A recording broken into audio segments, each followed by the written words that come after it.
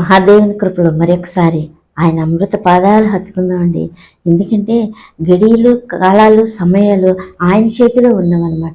మనం ఏమనుకుంటామంటే ఈ క్షణం వరకు, ఇంకో నిమిషం వరకు, ఇంకో సెకండ్ వరకు కూడా మనం బ్రతికి ఉన్నాగా మనం పని చేసుకోవచ్చు, ఇక మనదే కదా ఈ కాలం అంతా అనుకుంటాం. కానీ ఈ రవ్వంతా ఇంచుమిత్తి కూడా మనకి ఏ విధంగా తెలియనటువంటి, ఎట్లా అంటే ఒక గాలి బుడగ అలా నదిలో కొట్టుకుపోతా ఉంటుంది అనుకోండి, వెళ్ళిపోతా ఉంటుంది అనుకోండి, ఓ బ్రహ్మాండంగా దిగి బాగానే ఉంది, ఆ గాలి బుడగ వెళ్ళిపోతుంది, చక్కగా ఉంది అని అనుకుంటుంది. కానీ ఎక్కడ ఏది తగులుతుందో, ఎక్కడ ఏది అయిపోతుందో ఆ బుడక్కి తెలీదు, ఎదురు ఏమొస్తుందో దానికి ఏమాత్రం తెలియక అదేమైపోతుంది, ఆరిపోతాడు. అటువంటి విధానంలో మానవ జీవితం అనేది, మానవ యొక్క ఆయుష్ అనేది, మానవ యొక్క నిర్మాణం అనేది ఇప్పుడు నిర్మించబడే ఉన్నదన్నమాట. అయితే మనం ఏమనుకుంటామంటే మనం ఒట్టి ఎంతో స్వల్పమైన వారు అనేది తలంచాం. ఎందుకంటే మనకు అన్నీ తెలుసు, మన చేతిలో చాలా బలం ఉంది, మనం చాలా ఇదిలో ఉన్నాము అలా తలంచుకుంటాం తప్ప మనం, ఎందుకంటే ఒక దేవదేవుడు పుట్టించిన సర్వాధికారి పరమపురివాసుడు మనల్ని ఏ విధంగా ఇంత గొప్పగా నిర్మాణం చేసి నడిపించి భూమి మీదకి పంపించినా ఈ యొక్క ఆయుష్ అనేది ఆయన చేతిలో కాలాలు గడియలు ఉన్నాయి. ఈ యొక్క ఆయుష్ అనేది ఒక బుడగ లాంటిదనే విషయాన్ని మనం సూక్ష్మంగా గ్రహించకుండా మనం జరిగిపోతూనే ఉంటున్నాం, నడుచుకుంటూనే వెళ్ళిపోతున్నామండి. అయితే ఈ యొక్క యాత్రలో, ఈ యొక్క విధానంలో మనం ఏం చేయాలంటే ఒక్కసారి భగవంతుడిని, ఒక్కసారి దేవదేవుని, ఒక్కసారి జీవాధిపతిని, ఈ యొక్క ప్రాణాన్ని ఇచ్చినటువంటి ఈ యొక్క సృష్టికర్తని మనం స్మరణ చేసుకోవాలి, ఆయన కనుగొనాలి, ఆయన తెలుసుకోవాలి, ఆయన కలిగి ఉండాలన్నమాట. అయితే ఎంతమందో ఈయన తెలుసుకుంటానికి, ఈయన కనుగొనాలనుకుని ఆయన్ని కోసం ఎంతో మంది రాజులే కానీ ఎంతో మంది ఈ యొక్క పూర్వకాలం నుంచి ఎంతగానో ఎదురు చూస్తున్నారు. ఎదురు చూస్తూ కూడా ఆ యొక్క సర్వశక్తిని చూడలేనటువంటి భయంకరమైపోయారు అనమాట. వాళ్ళ ఆశ నిరాశ అయిపోయారు. వాళ్ళు చూడలేనటువంటి విధానంలో, అదృష్టం లేని విధానంలో వాళ్ళు మసిలిపోయారు అనమాట. అయితే ఆ యొక్క సృష్టికర్త దేవదేవుడు ఆయన కుమారుణ్ణి స్వయాన ఆయన సార్వభౌమాధికారంలో ఆయన రక్తం నిర్మించబడిన ఆయన కుమారుణ్ణి సార్వశక్తుడు, సార్వభౌముడు క్రీస్తు ప్రభువాన్ని మన కోసం పంపించినప్పుడు ఆయన స్వయంగా చెప్తున్నాడు, ఇలా ఇక దేవుని యొక్క కుమారుని చూడటానికి ఎంతమంది ఆశపడ్డారు కానీ వాళ్ళ వల్ల కాలేదు. అయితే మీరు చూస్తున్న కన్నులు, మీరు వింటున్నటువంటి ఈ యొక్క మాటలు ఎంతో ధన్యమైనవి, ఎంతో ధన్యమైనవి అని దేవదేవుడే సాక్షాత్తు దైవ కుమారుడే చెప్తున్నప్పుడు పసిబాలు లాంటి వాళ్ళకి దేవదేవుడు వాక్యం చెప్తున్నాడు అనమాట. అయితే మనం ఏం ఆలోచించాలి అంటే, ఈ యొక్క దేవదేవుని యొక్క మాటలు మనం వినలేదు అనుకోండి, ఈ యొక్క దేవదేవుని మనం కనుగొనలేదు, తెలుసుకోలేదు, మనం ఆయన అంటే ఎవరో తెలియలేదు అనుకోండి, మనం ఒక విధానపు మార్గంలో మనం వెళ్ళిపోతున్నప్పుడు ఈ యొక్క పౌరస్వరం, ఈ యొక్క దేవుని యొక్క మాట, ఈ యొక్క దేవుని కుమారుడు యొక్క స్వరం వినపడింది అనుకోండి, మనం ఖచ్చితంగా ఆయన యొక్క పిల్లల అవగాహన ఉంటే, ఆయన యొక్క రక్తంలో మనం ఆయన వచ్చాడని విశ్వసించి నమ్మి ఆయన రక్తంలో కడగబడాలని అనుకుంటే మన యొక్క పాపం అని ఈ యొక్క తల్లి గర్భం నుంచి త్రుల్యం అనేటువంటి పాప త్రుల్యం రాలిపోవాలి అంటే ఆ యొక్క దైవ కుమారుడు క్రీస్తు ప్రభువారిని పంపించిన యెహోవా తండ్రి మన కోసం పంపించినటువంటి దైవ కుమారుని మనం ఆయన స్వరం వినపడింది అనుకోండి, ఎంత అదృష్టవంతులు అనమాట. అయితే ఈ యొక్క శిష్యుల్ని ఎంతగానో ఆయన అన్నాడు, పసిబాలురైన వీళ్ళకి నువ్వు కనపరుచుతున్నావు తండ్రి, ఎంతో భాగ్యం అని ఎంతో ఆనందించాడట. అలాగే మనం కూడా దైవ స్వరము, దేవుని యొక్క కుమారుడి స్వరం మనకి వినపడినప్పుడు మనం ఆయన వద్దకు వచ్చి ఆయన కలిగి ఉన్నాం అనుకోండి, మనం ఎంతో ధన్యులు అవుతాం అనమాట. అట్టి అదృష్ట భాగ్యాన్ని అప్పటి కాలంగా నుంచి దైవ కుమారుడు మన కోసం ఇంకా వినిపింప చేస్తున్నాడు, ఇంకా నడిపింప చేస్తున్నాడు, ఇంకా ఆయుషిస్తున్నాడు, ఇంకా ముందుకు నడిపిస్తున్నప్పుడు ఒకసారి నన్ను చూడు, నా యొక్క వైపు తిరుగు, నా మాట అంగీకరిస్తే నీ యొక్క ప్రతి విధమైనటువంటి ఆ యొక్క పుట్టక కానించి ఇప్పటి వరకు కూడా చేసినటువంటి ప్రతి విధమైనది ఆ యొక్క దేవుని యొక్క సన్నిధిలో దేవుని మాట విని దేవునికి విధేయలేదు ఆయన ఎద్దుకు వస్తే మన పాప విధానాలు రాలిపోతాయి అన్నమాట. అయితే మనం ఈ యొక్క విధానాలను నమ్మను, ఎందుకంటే ఆ యొక్క దేవుని యొక్క కార్యాన్ని, దేవుని యొక్క కుమారుని యొక్క మాటలను నమ్మలేము. ఎందుకంటే మన మైండ్ అంతా కూడా ఎలా ఉందంటే కింద వాటినే చూస్తాం. ఎందుకంటే కిందనే మనం పుట్టున్నాం కాబట్టి, తల్లి గర్భంలో కిందే మనం ఉన్న మనుషులం కాబట్టి మనం కిందే సంగతులే, కిందే విధానాలే ఆలోచిస్తాం. ఇంతగా దైవ కుమారుడు ఒక్క మాట ఆయన చెప్పి నన్ను ఎవరైనా అంగీకరిస్తారా, నా ఎద్దకు వస్తారా, మీరు ఆ యొక్క శిష్యుల్ని బాలుడైన వీళ్ళకి నన్ను కనపరిచావు తండ్రి అని ఎంతగానో ఆనందిస్తున్నాడు. అలాగే ఆయన స్వరమైనటువంటి మనం కూడా ఈ యొక్క బాల్యంలో ఉన్నటువంటి ఈ యొక్క బ్రతుకుని ఆయన స్వస్థపరిచి ఈ యొక్క దేవుని యొక్క ఆ యొక్క రక్తంలో కడగ చేసి ఆయన నిర్మాణంలోనికి నడిపిస్తానికి, ఆయన ఎంతగానో సంతోషిస్తానికి, ఇంకా దప్పిక కొంచెం, ఇంకా దాహం కొంచెం ఆయన చేయి చాపుచు రమ్మని పిలుస్తున్నాడండి. ఇటు దేవదేవుడు ఎంత అమృతమైన నిత్య భాగ్యం అనమాట.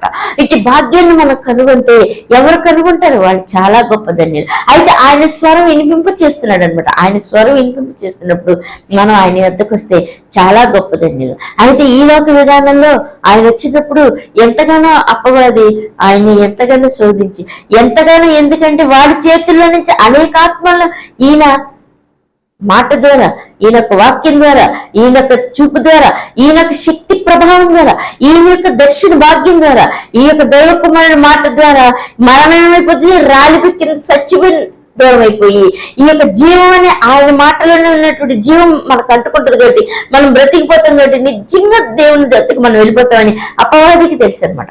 అయితే వాడు ఎంతగానో వాడు యుద్ధం, ఆ యొక్క దుష్ట యుద్ధం చేస్తున్నప్పుడు దేవదేవుడు ఏమంటున్నాడంటే, నేను తండ్రి ఎలా బ్రతికిస్తున్నాడో తనకిష్టమైన వారిని నేను బ్రతికిస్తాను, రండి నా యుద్ధకు ఎవరైనా వస్తారా, నా మాట వింటే నేను బ్రతికిస్తాను అని స్వయంగా ఆయన స్వరము, ఆయన మాట మనకి వినిపింపచేస్తున్నాడు.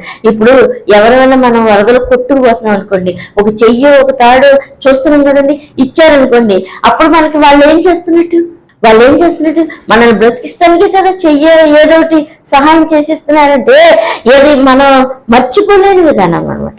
ఆ విధంగా క్రీస్తు ప్రభు వారు ఈ లోక మరణ వరవల్లో, ఈ లోక మరణపు లోక నీళ్ళలో కొట్టుకుపోతూ, ఈ లోక మట్టిలో మునిగిపోతా, ఈ లోక బురదలో నాశనం అయిపోతున్నటువంటి మనల్ని ఇంత అమూల్యమైన జన్మించిన యెహోవా తండ్రి సృష్టికర్త ఈ యొక్క విధానంలో మనం ఈ యొక్క అపవాద మోసం చేత మనం ఇలా మసిలిపోతున్నప్పుడు దైవ కుమారుడే సాక్షాత్తు మన కోసం వచ్చేటువంటి క్రీస్తు ప్రభు వారు ఏం చేస్తున్నాడంటే, ఎవరైనా బ్రతకగూడు వాడు ఉన్నాడా?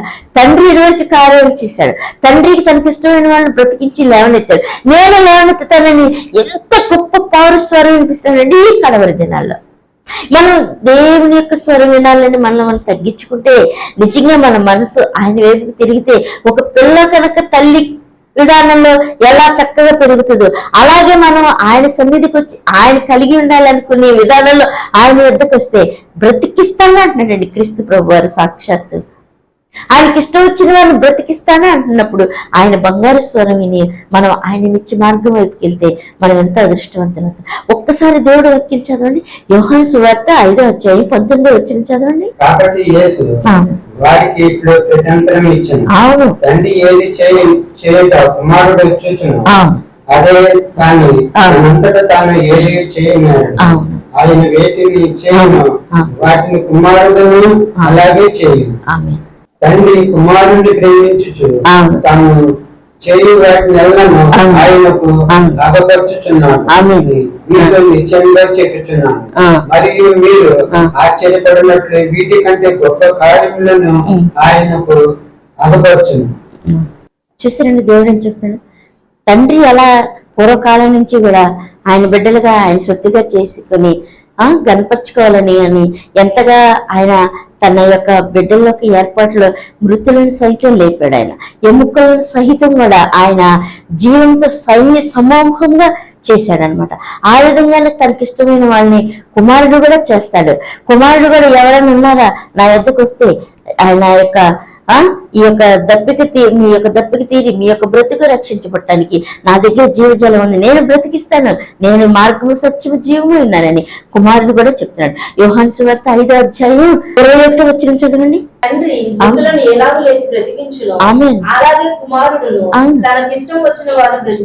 ఆమేన్. చాలు, చూసారండి తండ్రి పూర్వకాలంలో ఎలా చేశాడు, ఆది సంభూతుడు ఎలా చేశాడు, ఈ కాలంలో కూడా నేను చేస్తాను కానీ ఆయన విశ్వసించి ఆయన ఎద్దకు వస్తే ఆయన బ్రతికిస్తానికి రెడీగా ఉన్నాడు అనమాట. పౌరస్వరం, బంగారు తండ్రి స్వరం ఎవరైనా వినగొడితే ఆయన ఎద్దకు వస్తే ఆయన పాదాలు పట్టుకుంటే మనం ఆయన పౌరస్వరం వింటే మనం బ్రతుకుతామండి.